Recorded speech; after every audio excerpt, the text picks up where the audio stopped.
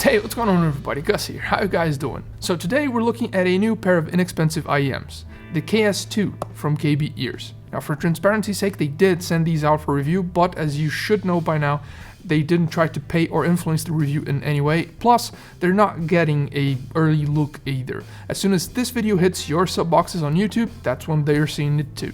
So strap in and let's do this.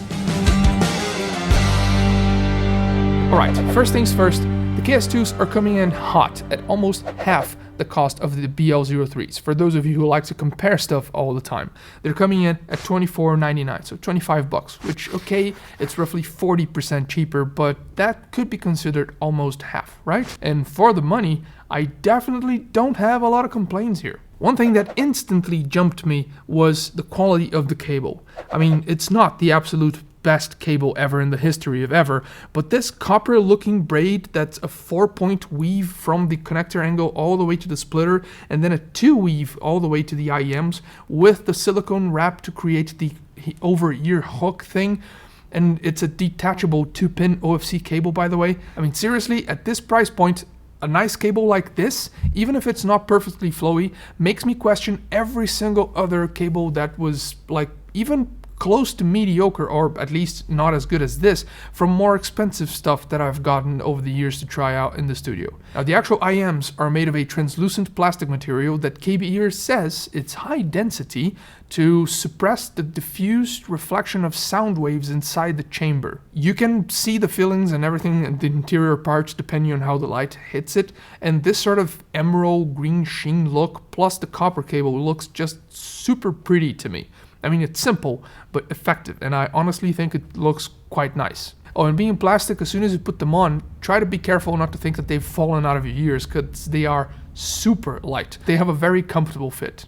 As to the box, nice and compact, doesn't have any like frills or anything. The only thing that doesn't come in here is a way for you to carry them. There's no pouch, there's no actual, carry case, there's nothing. There are just the IEMs up here, plus the cable and the other ear tips it comes with on this little box underneath, and that's it. Now, as for the most important part of the build, these come with 2 drivers inside.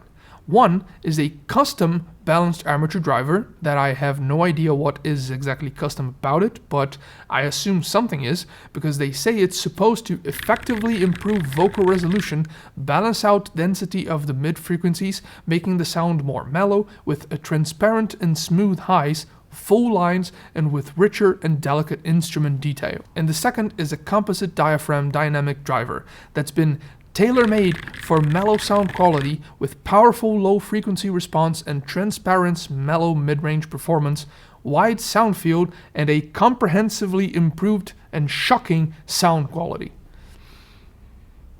So I guess we should talk about sound quality now then. Okay, well, those claims are almost accurate, with the exceptions of the highs, especially in the S region, which are actually quite harsh and sibilant, so I wouldn't exactly say they're smooth, and the soundstage or sound field, which is actually quite narrow, like very narrow. Everything is happening inside your head. There's a center point to all the sound that's being thrown at you. The low end though is like murder bass. Totally. As soon as you plug these in, it definitely tries to crush your skull with it. Good times. Good times. Now, the harshness of the highs will get mellowed down a little bit after burning them in, and I did it for about 20 hours before actually starting to test and use them. So I'm not sure if you should like burn them in for 10 or 20. I would aim at least at 20 to, guarantee it. As for the soundstage, even though it's narrow, it doesn't really bother me. What actually caught my attention most of the time is that sometimes it feels rather claustrophobic. Depending on the song that's coming up, it almost feels like you have active noise cancelling on, which is something that these don't have. I mean, you know that feeling when active noise cancelling is on and you feel sort of a remnant of the noise profile still in your ears? It's weird, I know, but it's the best way I could try to describe the experience. But this is me going all out, like nitpicking Pete all over the KS2s, which might give you the impression that I don't like them, and that's not exactly the case. These are a competent little IEM that's probably going to fully deliver if you like bass over everything else. Now, I don't mean to say that they are useless or bad at the other stuff, but it's quite obvious and clear where they're focusing its strengths. So when a song comes along where bass like really complements the experience, like the more the merrier, I know a lot of people who would like these more over every other IEM I've got in the studio because of that. Some hip hop and especially EDM are probably going to be the ideal genres of music, at least, to use with these guys. Now that said, I can't not compare it to the BL03s, especially because you're probably going to ask it in the comments either way, because I've gone on record saying the BL03s kick ass in the low end. And everything I've said about the BL03s is still true, but I need to rephrase that a tiny little bit, because the BL03s have a lot of quality bass, but in amount, the KS2s are probably going to trample it almost all the time. There's a lot more bass on the KS2s. So again, for all you bass heads out there, these IEMs are right up your alley. And also them being quite inexpensive at $25 helps, because you're not really shackling yourself to a huge commitment here either way. So in summary, an okay overall sound signature with a narrow soundstage, highs that are a bit harsh but will get quelled down after a little bit of burn-in. The S region is a little bit sibilant and in your face, but if you listen to a lot of EDM or stuff without vocals, who cares?